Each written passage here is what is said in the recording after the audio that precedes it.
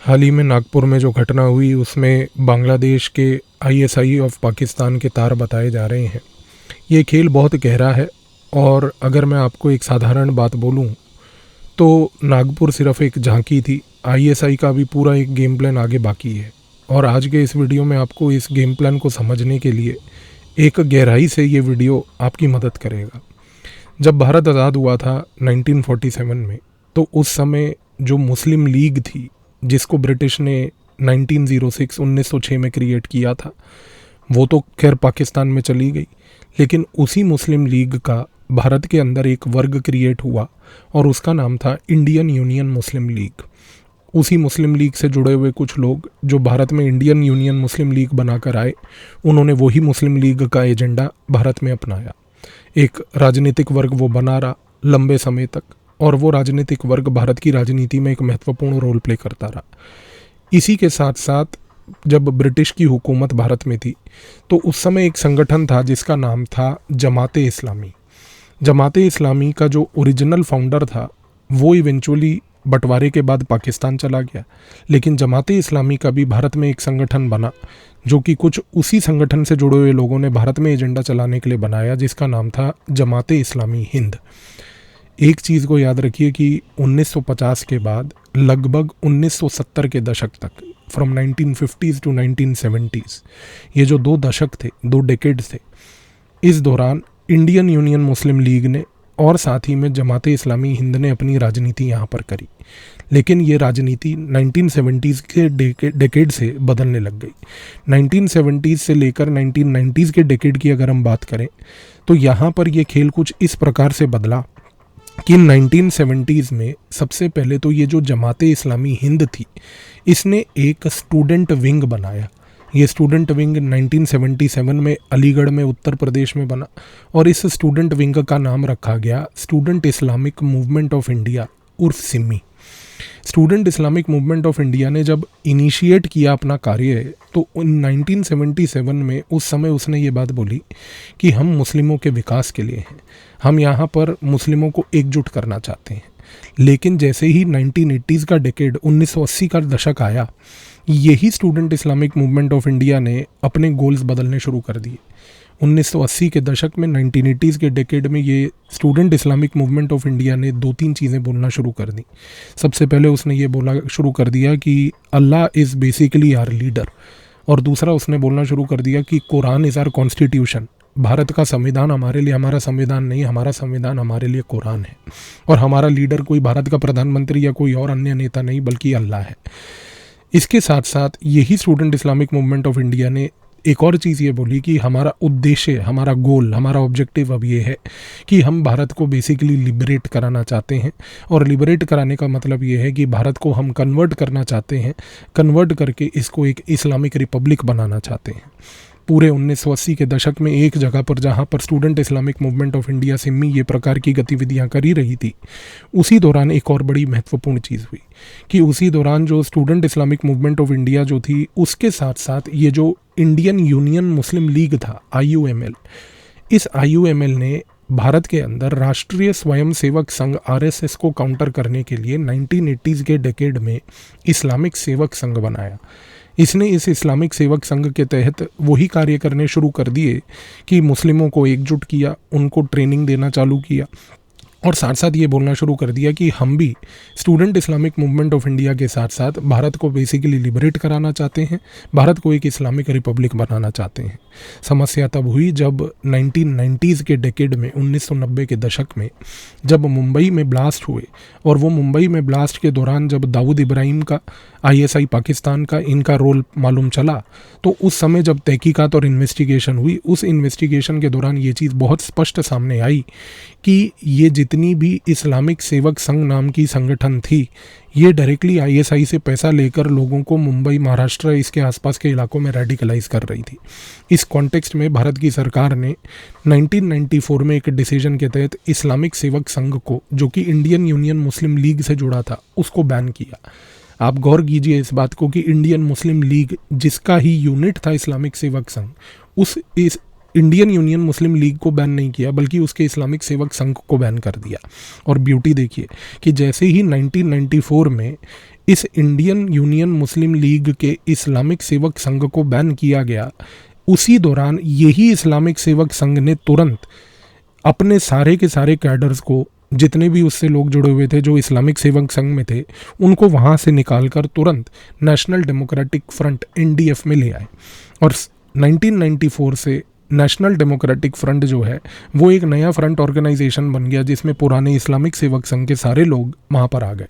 ये गौर करने वाली स्ट्रेटजी इसलिए है क्योंकि यहाँ पर आगे आप आने वाले समय में ये चीज़ें आप देखने जा रहे हैं कि जैसे ही किसी संगठन पे कोई बैन लगता था, उसी संगठन के सारे लोग एक नया रूप धारण करके, एक नया नाम धारण करके तुरंत सामने आ जाते थे। और यहाँ पर जो इस्लामिक सेवक संघ के लोग नेशनल डेमोक्रेटिक फ्रंट में आए, ये वही खेल था। ये खेल यहाँ ख़त्म नहीं हुआ। नेशनल डेमोक्रेटिक फ्रंट जैसे ही 94 में बना, उसने बोलना शुरू कर दिया कि हम तो यहाँ पर आए हैं दावा के लिए। इस्लाम में एक शब्द दावा का प्रयोग किया जाता है। दावा का मतलब होता है कि हम बेसिकली इस्लाम को प्रीच करेंगे और लोगों को इस्लाम में कन्वर्ट करेंगे। इसको करने के लिए नेशनल डेमोक्रेटिक फ्रंट जो है उसने तुरंत एक संगठन बनाया जिसका नाम था सत्य सारणी। और सत्य सारणी नाम के ये संगठन के तहत, मरकाजुल हिदाया नाम के संगठन के तहत, इन दोनों संगठन का प्रयोग करके पहली बात तो उसने वही रैकेट चालू कर दिया जो इस्लामिक सेवक संघ पहले कर रहा था। ये समस्या 2000-2001 तक चलती रही, लेकिन 2001 में जब 9/11 का अटैक हुआ, 9/11 के अटैक के बाद उस समय पूरे भारतवर्ष में सिम्मी के जो लोग थे, student Islamic movement of India के लोग थे, जो जमाते इस्लामी हिंद से पैदा हुए वाले लोग थे, इन लोगों ने 9/11 के अटैक के तुरंत बाद पूरे भारतवर्ष में रैलियां निकाल कर उन रैलियों में पोस्टर्स बेसिकली ग्लोरीफाई करे ओसामा बिन लादेन के। उन्होंने कहा कि ओसामा बिन लादेन हमारा ग्लोबल लीडर है, ये एक ऐसा व्यक्ति है जिसने वो काम किया है जो सब लोगों को करना चाहिए। ये गतिविधि को देखते हुए तुरंत 2001 में भारत की सरकार ने उस समय student Islamic movement of India Simmi के ऊपर एक बैन लगा दिया। सिम्मी के ऊपर बैन लगाने के तुरंत बाद ये हुआ कि सिम्मी का सारा कैडर अंडरग्राउंड हो गया। उसी समय जब लश्कर ए तैयबा जो पाकिस्तान में बैठी थी, उसके ऊपर भी दबाव पड़ना चालू हुआ, क्योंकि 9/11 के बाद जब अमेरिका ने पहली बार टेररिज्म को अपने ऊपर आते हुए देखा, उसी दौरान भारत की सरकार ने अमेरिका को बताया कि हम आपको कितने दशकों से कह रहे थे कि ये जो प्रॉब्लम है इस्लामिक रेडिकलिज्म की, ये सबको खा के मरेगी, और देखिए आपको भी इसने डसा आज की डेट में। 9/11 के बाद ये हुआ कि जो उस समय अमेरिका था, अमेरिका ने बेसिकली पाकिस्तान के ऊपर दबाव डालना चालू करा। अमेरिका ने पाकिस्तान को बोला कि ये लश्कर ए तैयबा जैसे संगठन जिनको आप पनाह देकर बैठे हैं, इनको तुरंत बंद कीजिए। अब जाहिर सी बात है कि ISI पाकिस्तान के लिए ये बहुत बड़ी सिरदर्दी थी कि लश्कर ए तैयबा जिसका जन्म उसने खुद करवाया था, जिसको उसने नर्चर किया था 1989 से, उसको वो सडनली कैसे बंद कर दे। तो बेसिकली अमेरिका के दबाव में 2001 की बात है कि ISI ने लश्कर ए तैयबा को, उसके फाउंडर हाफिज़ सईद को उठाकर पहले वो सीधा के सीधा कराची ले गए। कराची ले जाकर वहाँ पर जो पाकिस्तान ने अपना दामाद भारत का पाल रखा है वहाँ पर, जिसका नाम है बेसिकली दाऊद इब्राहिम, उस व्यक्ति को उसने संपर्क साधा। और हुआ क्या कि कराची के अंदर 2001 में एक बड़ी महत्वपूर्ण मीटिंग हुई। इस मीटिंग में दाऊद इब्राहिम, लश्कर ए तैयबा का हाफिज़ सईद और ISI के आला अधिकारी, ये लोग सब लोग एक जगह पर बैठे। और जब ये लोग बैठे एक जगह पर, इन्होंने जब मुलाकातें करी, उन मुलाकातों में 2-3 चीज़ों के ऊपर एक रणनीति फाइनल की गई। सबसे पहली रणनीति ये फाइनल की गई कि लश्कर ए तैयबा को अगर बंद करना है तो उसकी गतिविधियां कश्मीर में बंद करते हैं, बाकी जगह नहीं। और लश्कर ए तैयबा को बेसिकली पैन इंडिया लेवल पर ऑपरेट करने की सहमति देते हैं, उसको मदद देते हैं, ताकि वो पैन इंडिया लेवल पर पहली बात तो जाकर जो है वो गतिविधियां कर पाए। अब यहाँ पर सबसे बड़ा सवाल उस समय जो कराची में मीटिंग्स चल रही थी वो ये उठा कि भारत में अगर गतिविधियां करानी है तो पहली बात तो भारत में पैसा पहुँचाना पड़ेगा। पैसा कैसे पहुँचाएंगे? पैसा पहुँचाने के लिए हमारे पास हवाला का टेक्निक था। ISI ने बोला कि अगर मुझे हवाला के थ्रू भारत में पैसा पहुँचाना है तो सबसे पहली बात तो मैं उन लोगों को पैसा पहुँचाऊँगा जो लोग मेरे लंबे समय से समर्थक थे, और वो लोग और कोई नहीं बल्कि माओवादी लोग थे जो इंडिया में नक्सलाइट्स थे। नक्सलाइट्स बड़े लंबे समय से ISI से 1990 के दशक से पैसा ले रहे थे। अब सबसे बड़ी बात ये हुई थी कि 2001 के समय जब ISI ने ये निर्णय लिया कि नक्सलाइट्स के तहत पहली बात तो हम पैसा उनको पहुंचाएंगे, उस समय समस्या ये थी कि 2001 में नक्सलाइट्स के जितने भी ग्रुप्स भारत में ऑपरेट कर रहे थे वो सारे बिखरे हुए थे। तो सबसे पहले ISI के कहने पे, ISI के जो भारत के अंदर उनके समर्थक थे, सिंपथाइजर्स थे, उन लोगों ने नक्सलाइट्स के सारे ग्रुप्स को एकजुट करके 2002 में communist party of India Maoist का गठन किया। जब communist party of India Maoist 2002 में गठन हुई, इसके बाद communist party of India Maoist एक ऐसा फ्रंट ऑर्गेनाइजेशन प्रयोग किया गया जिसके तहत पहली बात तो हवाला के तहत आईएसआई पैसा पहुंचाएगी। दूसरी चीज़ यहाँ पर यह हुई कि इस मीटिंग के दौरान ये निर्णय लिया गया कि अब आईएसआई पाकिस्तान की दाऊद इब्राहिम की मदद लेकर भारत के अंदर जो हाल ही में सिम्मी को बैन किया गया है उसके लोगों को जोड़कर, नेशनल डेमोक्रेटिक फ्रंट के लोगों को जोड़कर जो कि इस्लामिक सेवक संघ से जुड़े हुए थे, जमाते इस्लामी हिंद के लोगों को जोड़कर, इंडियन यूनियन मुस्लिम लीग के लोगों को जोड़कर, इन लोगों को जोड़कर भारत के अंदर गतिविधियां कराएगी। पैसा इन गतिविधियों के लिए सीपीआई माओइस्ट के थ्रू, हवाला के थ्रू पहुंचाया जाएगा। ये पूरा का पूरा कार्य जो है 2005 में एग्जीक्यूट किया गया और इसका नाम रखा गया कराची प्रोजेक्ट। 2005 में जब कराची प्रोजेक्ट क्रिएट करके एग्जीक्यूट किया गया तो सबसे पहली गतिविधि ये हुई कि सिम्मी के जितने भी लोग थे जिनको 2001 से भारत की सरकार ने बैन करके रखा था, उन सारे लोगों को बोला कि अब आप लोग बाहर आ जाइए, ओवरग्राउंड आ जाइए, क्योंकि सिम्मी अगर बैंड है तो कोई बात नहीं, हम आपको एक नया संगठन बना के दे रहे हैं, आप लोग सारे उसमें आ जाइए। और इस कॉन्टेक्स्ट में 2006 में popular front of India create हुई। तो ये जो पॉपुलर फ्रंट ऑफ इंडिया है, ये popular front of India PFI और कुछ नहीं बल्कि सिम्मी के अर्स्टवाइल सारे लोगों को एक नया संगठन मिल गया। जिस तरीके से इस्लामिक सेवक संघ के लोग बैन होने के बाद नेशनल डेमोक्रेटिक फ्रंट में आ गए, उसी तरह से आप देखिए उसी तरह से आप देखिए कि जैसे ही सिम्मी के सारे लोग जो थे उनको बैन करने के बाद तुरंत ये सारे के सारे 2005-06 में पहली बात तो पीएफआई में आ गए। सबसे बड़ी बात ये थी कि जो पीएफआई का गठन हुआ, गौर कीजिए कि 2006 में इसका गठन हुआ एक कॉन्फ्रेंस में जिसका नाम था एम्पावर इंडिया कॉन्फ्रेंस। ये कॉन्फ्रेंस के नाम पर गौर कीजिए, ऐसे नाम जिससे कि ये क्लियर हो जाए कि इनका इस्लामिक रेडिकलिज्म से कोई लेना देना नहीं। इस प्रकार की रणनीति पे आईएसआई अब उतर आया था। 2006 में जब खास करके उसने एम्पावर इंडिया कॉन्फ्रेंस में पॉपुलर फ्रंट ऑफ इंडिया का जन्म किया, उस समय एक निर्णय ये लिया गया कि पॉपुलर फ्रंट ऑफ इंडिया में सिर्फ सिम्मी के सारे कैडर नहीं आएंगे, बल्कि सिम्मी के सारे एक्टिविस्ट, नेशनल डेमोक्रेटिक फ्रंट के सारे वो लोग जो लोग बेसिकली अलग अलग प्रकार की गतिविधियां कर रहे थे, उन सबको पीएफआई में लाया जाए। तो पीएफआई 2006 में एक बहुत बड़ी मेगा संगठन बनकर उभरी। इसके साथ साथ ये हुआ कि पीएफआई के अंदर एक छोटा सा माइक्रो मॉड्यूल क्रिएट किया गया। 2007 में ये माइक्रो मॉड्यूल था बेसिकली इंडियन मुजाहिदीन।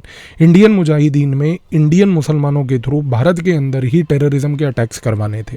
और जो आज की डेट में जर्मन बेकरी ब्लास्ट है, बनारस ब्लास्ट है, अहमदाबाद ब्लास्ट है, ये जो सारे हमारे देश में छोटे छोटे ब्लास्ट हुए, ये सारे इंडियन मुजाहिदीन को एट्रीब्यूटेड थे। तो 2007 से लेकर जब से इंडियन मुजाहिदीन पैदा हुई, जिसका फीडर था पॉपुलर फ्रंट ऑफ इंडिया, तो वो इंडियन मुजाहिदीन ने 2007 से लेकर 2009 तक बहुत सारे ब्लास्ट करे। दिक्कत क्या थी कि 2009 तक भारत के अंदर उस समय क्योंकि इंडियन मुजाहिदीन एक अग्रेसिव तरीके से ब्लास्ट कर रही थी, तो भारत की intelligence bureau, research and analysis wing etcetera जो हैं, ये उस समय नज़र रख रहे थे इनकी गतिविधियों पर। और उस समय ये बात पाकिस्तान को भी समझ आ गई कि आने वाले समय में ये जो हमारा एक मॉड्यूल है जिसका नाम है इंडियन मुजाहिदीन, ये लंबे समय तक चल नहीं पाएगा। इस कॉन्टेक्स्ट में ये हुआ कि उन्होंने कोशिश ये करनी शुरू कर दी कि इंडियन मुजाहिदीन अगर कल को चला भी जाता है तो हमारे पास कुछ ना कुछ उसी प्रकार का एक पॉलिटिकल फ्रंट भी होना चाहिए।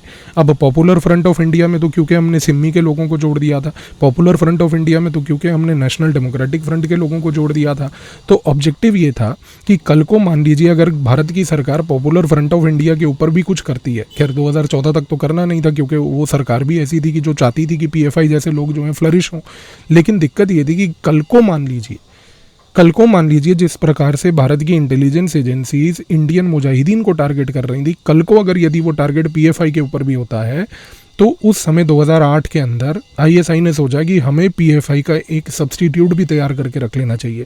और इस कॉन्टेक्स्ट में 2009 में आईएसआई की गतिविधियों की मदद से पीएफआई के कुछ लोगों को, नेशनल डेमोक्रेटिक फ्रंट के कुछ लोगों को, जमाते इस्लामी हिंद के कुछ लोगों को, इस्लामिक सेवक संघ के कुछ लोगों को, इंडियन यूनियन मुस्लिम लीग के कुछ लोगों को निकाल कर उनको डाल दिया गया social democratic party of India.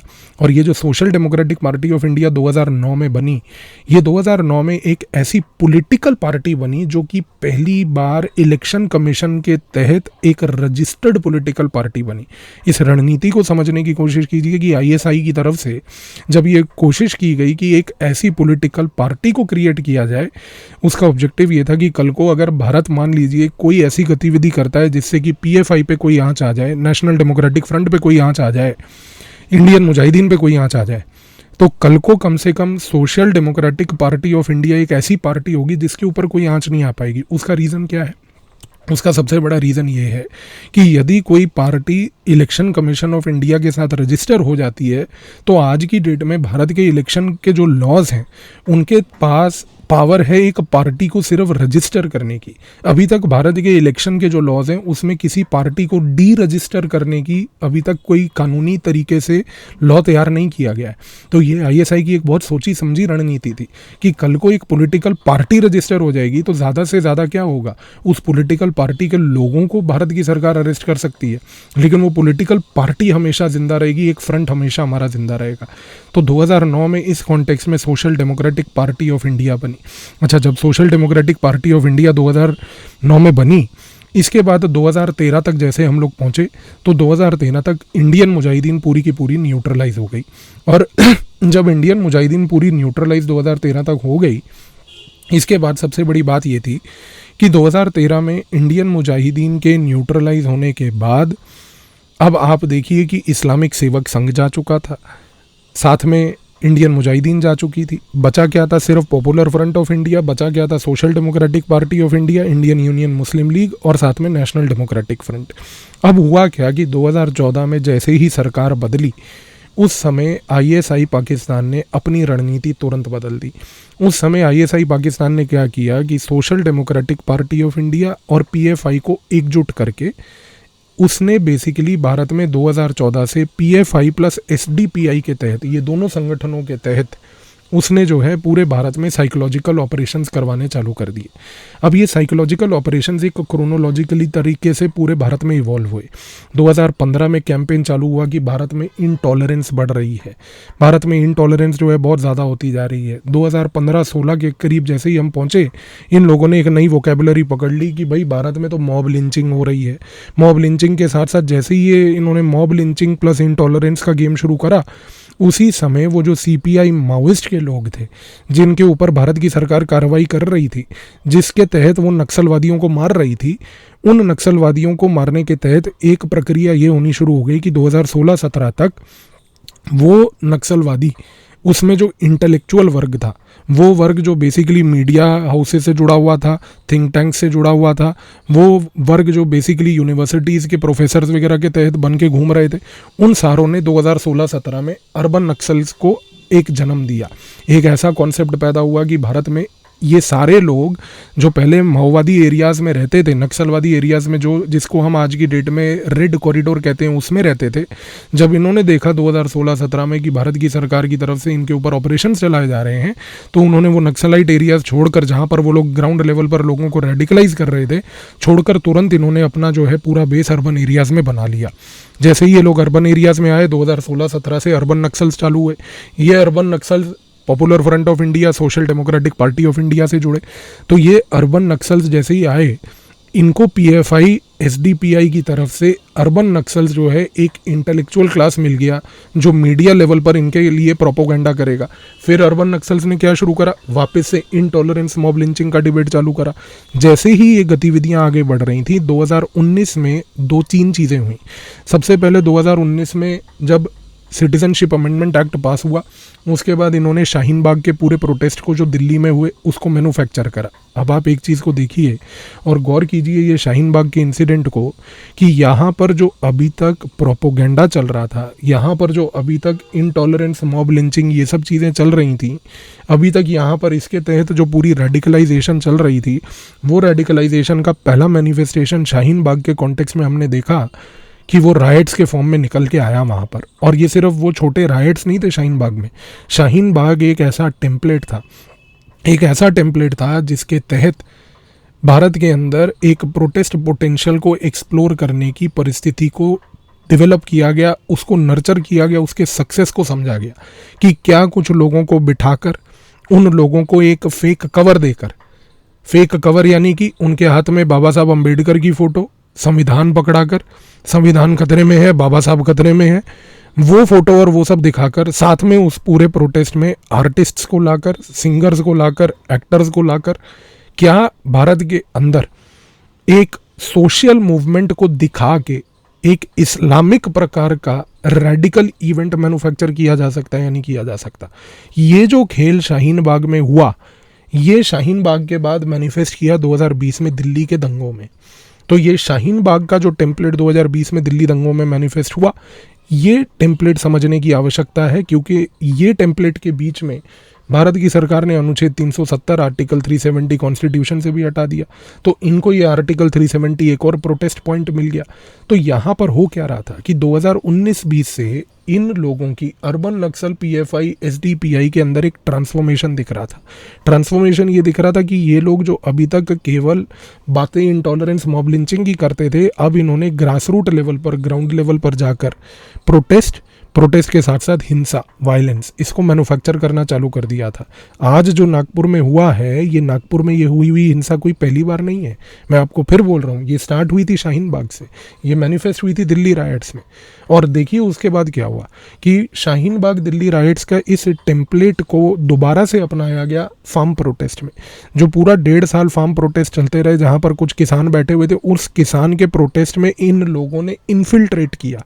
Urban Naxal infiltrate हुए, एसडीपीआई पीएफआई के लोग इन्फिल्ट्रेट हुए, और इन्होंने पूरे के पूरे फार्म प्रोटेस्ट को उस प्रकार से एक स्पिन दिया कि यहाँ पर वो एक और मूवमेंट बनी, जिसके तहत एक और टेम्पलेट तैयार किया गया कि क्या हम बेसिकली एक रेजिस्टेंस मूवमेंट क्रिएट कर सकते हैं या नहीं कर सकते। लेकिन ये चीज़ फिर यहीं नहीं रुकी, क्योंकि जैसे ही फार्म प्रोटेस्ट 2021-22 में ख़त्म हुए, उसके बाद 2023 में जब इसराइल और गाज़ा की लड़ाई चालू हुई, तो इन्होंने जो है आई एम गाज़ा करके नरेटिव चालू कर दिया।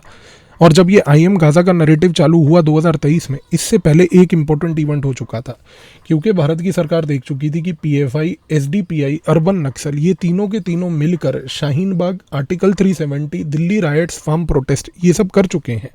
इस कॉन्टेक्स्ट में क्या हुआ, सबसे पहले कि 2022 में भारत की सरकार ने पीएफआई के ऊपर एक बैन लगा दिया। तो अब आप देखिए, इस्लामिक सेवक संघ बैन हुआ, popular front of India ban हुआ, लेकिन अभी भी आज की डेट में नेशनल डेमोक्रेटिक फ्रंट और social democratic party of India जीवित है। और जैसे ही 2022 में पीएफआई के ऊपर बैन लगा, पीएफआई के इस बैन के बाद तुरंत ये जो एसडीपीआई थी, social democratic party of India, जिसमें लोग नेशनल डेमोक्रेटिक फ्रंट और साथ में पॉपुलर फ्रंट ऑफ इंडिया के ही लोग थे, और इन दोनों में वही लोग थे जो basically student Islamic movement of India से जुड़े हुए थे। 2022 में जैसे ही पीएफआई पे बैन हुआ, social democratic party of India ने तुरंत क्या किया कि उसने 4 अलग अलग प्रकार के नए फ्रंट ऑर्गेनाइजेशन बना लिए, और उसने सारे पीएफआई के उन लोगों को, जो पीएफआई अब बैन हो चुका था, उसको उन 4 फ्रंट ऑर्गेनाइजेशंस में डाल दिया। पहला front organisation campus front of India 2022 में क्रिएट हुआ। इसने जाकर पूरे स्टूडेंट्स मूवमेंट को पकड़ लिया और जाकर स्टूडेंट्स को, खास करके उन यूनिवर्सिटीज़ में, कॉलेजेस में जहाँ पर वामपंथिक लेफ्टिस्ट थिंकिंग अभी भी डोमिनेंट है, वहाँ पर जाकर इन्होंने पहली बात अपना प्रेजेंस बनाया, कैंपस फ्रंट ऑफ इंडिया। दूसरा इन्होंने बनाया नेशनल वुमेन फ्रंट। ये नेशनल वुमेन फ्रंट बड़ा इंपॉर्टेंट है, क्योंकि यहाँ पर फार्म प्रोटेस्ट के बाद इन लोगों को एक अंडरस्टैंडिंग आ गई कि भारत में कोई फ्यूचर प्रोटेस्ट करना है इस प्रकार का, women have to be at the forefront. Women को लाओ, उनको रेडिकलाइज करके ट्रेन करो। तो उसके लिए क्या बनी, नेशनल वुमेन फ्रंट 2022 में। तीसरी इन्होंने बनाई रिहैबिलिटेशन इंडिया फाउंडेशन। कोविड का टाइम चल रहा था, कोरोना क्राइसिस थे, इन्होंने सोचा कि कोरोना का नाम लेकर कल को कोई फ्यूचरिस्टिक क्राइसिस भारत में होता है तो हमारे पास एक रिहैबिलिटेशन इंडिया फाउंडेशन नाम की संगठन होनी चाहिए, जिसमें रिहैबिलिटेशन के नाम पर हम बेसिकली रेडिकलाइजेशन कर पाएँ। और चौथा इन्होंने बनाया empower India foundation. Empower India foundation जो इन्होंने बनाया वो इवेंचुअली था वही इम्पावर इंडिया कॉन्फ्रेंस के तहत। आपको याद होगा जो मैंने आपको बताई थी कि इम्पावर इंडिया कॉन्फ्रेंस के तहत जो इन्होंने उस समय पीएफआई का गठन किया था, उसी इम्पावर इंडिया कॉन्फ्रेंस का अब इन्होंने फाउंडेशन नया बना दिया, which was called the empower India foundation. तो इस कॉन्टेक्स्ट में एक चीज़ तो तय हो गई कि ये जो 4 फ्रंट ऑर्गेनाइजेशंस बने 2022 के बाद, पीएफआई के सारे कैडर पहली बात तो इन 4 फ्रंट ऑर्गेनाइजेशंस में अलग अलग तरीके से डिवाइड हो गए। अब सबसे बड़ी बात क्या थी कि जैसे ही 2022 में ये बैन होने के बाद ये लोग इसमें डिवाइड हुए, 2023 में इजराइल गाज़ा का युद्ध चालू हुआ। जैसे ही इजराइल गाज़ा का युद्ध चालू हुआ, पीएफआई के इन्हीं 4 ऑर्गेनाइजेशंस में बटे हुए लोग plus social democratic party of India और नेशनल डेमोक्रेटिक फ्रंट ने मिलकर शुरू कर दिया I am Gaza, I am Gaza. तो पूरे भारत में गाज़ा को लेकर इन्होंने वो चीज़ करी, बट भारत के अंदर गाज़ा को लेकर उतनी सिंपैथी जनरेशन यहाँ पर हुई नहीं जितनी अमेरिका और बाकी देशों में, अन्य देशों में हुई। पहली बात तो। दूसरी सबसे बड़ी बात, जैसे ही वो ख़त्म हुआ गाज़ा का इशू और इनको समझ आया कि गाज़ा के मामले में हमें ट्रैक्शन नहीं मिल रहा है, इन्होंने अपना पूरा गेम बदल दिया। 2023 के अंत तक आते आते इन्होंने एक नई वोकेबुलरी इन्वेंट कर दी। उस नई वोकेबुलरी में इन्होंने बोल दिया कि हम दलित्स, बैकवर्ड क्लासेस, मुस्लिम्स, इन 3 लोगों के हित की बातें करेंगे। और जैसे ही ये बात चालू हुई दलित, बैकवर्ड क्लासेस और मुस्लिम्स, उसी समय आप देखिए कि भारत के अंदर नैरेटिव चालू हुआ जाति जनगणना, जिसको हम कास्ट सेंसस कहते हैं। और जैसे ही ये जाति जनगणना स्टार्ट हुई, कास्ट सेंसस की बातें चालू हुई भारत में, उसी समय इन लोगों ने बैक एंड पर दलित, बैकवर्ड क्लासेस और मुस्लिम्स प्लस एक फ्रंटल लेवल पर कास्ट सेंसस की बातें चालू हो गई। और जैसे ही ये पूरा नैरेटिव 2024 में चला, अब इनका गेम प्लान धीरे धीरे और क्लियर होता गया। सबसे पहले इन्होंने कुंभ को बदनाम किया। कुंभ को लेके मैं कई वीडियोस आपके साथ पहले भी बना चुका हूँ कि किस प्रकार से कुंभ के अंदर और कुंभ को लेके बदनामी की हरकतें इन्होंने करी। इसके बाद इन्होंने अब देखिए नया शुरू कर दिया कि आज की डेट में हिंदी इम्पोजिशन को अब हमें रोकना है। अब आप देखिए कि इस कॉन्टेक्स्ट में आज की डेट में भारत के लिए आने वाले समय में 4 से 5 बड़े महत्वपूर्ण पॉइंट्स हमें समझने हैं। पहली बात, ये लोगों ने Shaheen Bagh, Delhi rights, farm protests, इन तीनों को आज की डेट में टेम्पलेट बनाकर टेस्ट कर लिया है। इनके पास ये एम्पिरिकल केस स्टडीज़ हैं। ये एम्पिरिकल केस स्टडी इसलिए कहलाई जाती हैं क्योंकि ये प्रैक्टिकल लेवल पर प्रूवन प्रोटेस्ट हैं जो ये लोग क्रिएट कर चुके हैं अपने लिए और अपने एजेंडा को चलाने के लिए। दूसरी बात, आज की डेट में इन्होंने भारत के अंदर अब कुछ नई फॉल्ट लाइन्स ढूंढ ली हैं, क्योंकि अब देखिए इनका एक ओवरऑल एजेंडा सिंपल है। इस समय दलित, बैकवर्ड कास्ट और साथ में मुस्लिम्स, इसको हमें एक फ्रंटल लेवल पर चलाना है, ब्रेक इंडिया करने के लिए, भारत तोड़ो करने के लिए, जिसका नाम हमें रखना है कास्ट सेंसस के अंडर। दूसरा, इन्होंने ऑब्जेक्टिव ढूंढ लिया है कि अब आने वाले 2 सालों में भारत के अंदर 3 बड़ी फॉल्ट लाइन्स हैं जिसको हमें पकड़ना है। पहली फॉल्ट लाइन है एक कवर लेवल पर मतलब कि हिंदी इम्पोजिशन। सदर्न स्टेट्स को एकजुट कर लो, उनको बोलो हिंदी इम्पोजिशन, गुमराह करते रहो लोगों को। दूसरा, अभी आप देखिएगा कि आने वाले 6 महीने में इन लोगों की तरफ से 3 चीज़ें होने जा रही हैं। शाहीन बाग के टेम्पलेट पे ये लोग डिलिमिटेशन को अपोज करेंगे। अभी आप देखिएगा कि आप ये चीज़ को होते हुए देखेंगे कि साउथ इंडिया की तरफ से डिलिमिटेशन का ओपोजिशन अभी जो सिर्फ वर्बल लेवल पर है, ये प्रोटेस्ट लेवल पर आएगा। दिल्ली में जंतर मंतर पर बैठेंगे, फिर अपने स्टेट्स में नौटंकियां करेंगे। ये शाहीन बाग टेम्पलेट वहाँ अपनाया जाएगा। दूसरा, जैसे ही अभी पार्लियामेंट वक्फ अमेंडमेंट एक्ट को पास करेगी, शाहीन बाग, दिल्ली रायट का ब्लेंड वक्फ में यूज़ होगा। और यहाँ पर आप देखिएगा कि शाहीन बाग, दिल्ली रायट और फार्म प्रोटेस्ट में ये क्या करेंगे, दलित, बैकवर्ड क्लासेस, मुस्लिम्स, और क्योंकि फार्म प्रोटेस्ट में इन्होंने पंजाबीज़ और सिख्स का प्रयोग किया था, तो पंजाबीज़ और सिख्स, और ये यहाँ पर पंजाबीज़ और सिख्स को दलित, बैकवर्ड क्लास, मुस्लिम के साथ जोड़कर ये एक ऐसा नरेटिव क्रिएट करेंगे कि देखिए we are all here at one side versus the Hindus. तो हिंदू वर्सेस दी रेस्ट हो जाएगा। तो वो होगा अभी वक्फ लेवल पर। आप देखिएगा कि ये अगला स्टेप होगा इनका। इसके बाद ये तीसरा क्या करेंगे कि जब भारत में सेंसस की प्रक्रिया चालू होगी, जो कि इस साल के अंत तक स्टार्ट होने वाली है, ये सेंसस को अपोज करेंगे। और फिर ये कहेंगे कि हम सेंसस को अपोज इसलिए कर रहे हैं क्योंकि हम सेंसस के खिलाफ नहीं हैं, हमें सेंसस के थ्रू कास्ट सेंसस चाहिए। क्योंकि हमें चाहिए कि सोसाइटी पूरी कास्ट सेंसस के नाम पर इस प्रकार से बढ़ जाए कि जिस प्रकार से कि पूरी सोसाइटी एटमाइज हो जाए। तो आपको आने वाले समय में देखना है कि Nagpur was basically extension of Kumbh, क्योंकि आज की डेट में हिंदू फेस्टिवल्स, हिंदू रिलीजियस जो इवेंट्स हैं, वो जैसे इन्होंने कुंभ को लेके इन्होंने हरकतें करी, कुंभ में लाशें हैं, कुंभ में पानी गंदा है, कुंभ में ये है। देखो, आप कुंभ के सिग्निफिकेंस को नहीं समझ सकते क्योंकि आप सनातन धर्म में नहीं मानते, ठीक है। आपका धर्म कुछ और है, चाहे आप दिखाने के लिए सनातनी हो।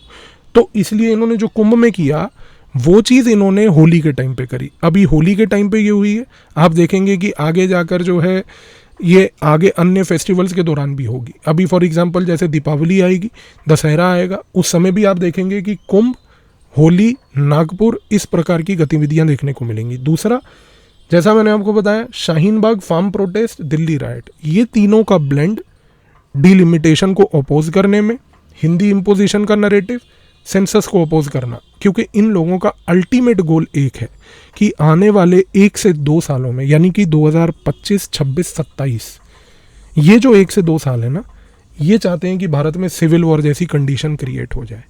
उसका सबसे बड़ा खमियाजा ये होगा कि जब भारत में सिविल वॉर जैसी कंडीशन क्रिएट होगी तो इससे पहली बात, भारत में किसी प्रकार का कोई इन्वेस्टमेंट नहीं आएगा।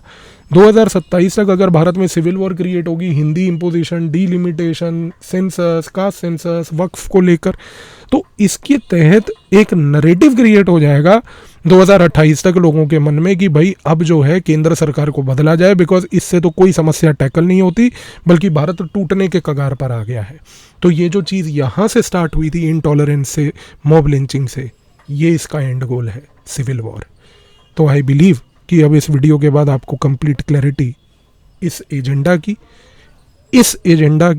कास्ट सेंसस की, इस पूरे गेम की आपको क्लैरिटी हो गई। सतर्क रहिएगा, आपके सामने ये सब चीज़ें अनफोल्ड होने वाली हैं। देखते जाइए, जैसे जैसे चीज़ें अनफोल्ड होंगी वीडियो बनाकर यही चीज़ें आपके सामने पेश करता रहूँगा कि देखिए कैसे अनफोल्ड हो रहा है।